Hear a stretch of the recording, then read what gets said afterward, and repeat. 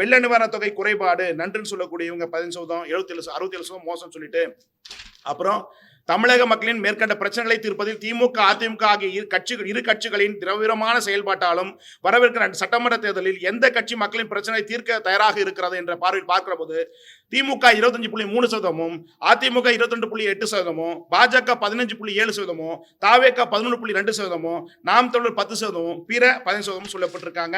அப்புறம் இந்த அரசுக்கு பாராட்டின நலத்திட்டங்கள் வரவேற்பு, அதாவது அது எதிர்ப்பு, இது வரவேற்பு. வரவேற்பு திட்டங்கள் எதுன்னு சொல்லி பார்த்தீங்கன்னா, மகளிர் உரிமை தொகை வழங்கும் திட்டம் 62% பேர் நல்ல வரவேற்றிருக்காங்க.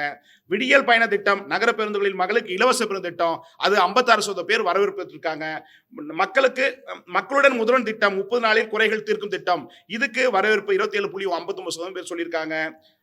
தொடக்கப்பள்ளி மாணவர்களுக்கு காலை உணவு திட்டம் வரவேற்பு 73%, ரொம்ப நல்ல வரவேற்பான திட்டம். முதியோர் உதவி தொகை 1200 ரூபாயாக உயர்த்தப்பட்ட திட்டம், இதுவும் 40% மக்கள் வரவேற்கிறாங்க. மகளிர் சுய உதவி குழுக்களுக்கு கடன் தள்ளுபடி செய்யும் திட்டம், இதற்கு 40% பேர் வரவேற்பு தெரிவித்திருக்காங்க. அந்நிய தொழில் முதலீடுகள் ஈர்ப்பு, இதுல 36% மக்கள் வரவேற்பு தெரிவிச்சிருக்காங்க. உயர்கல்வியில் முன்னேற்றம் 40% பேர் வரவேற்பு தெரிவிச்சிருக்காங்க.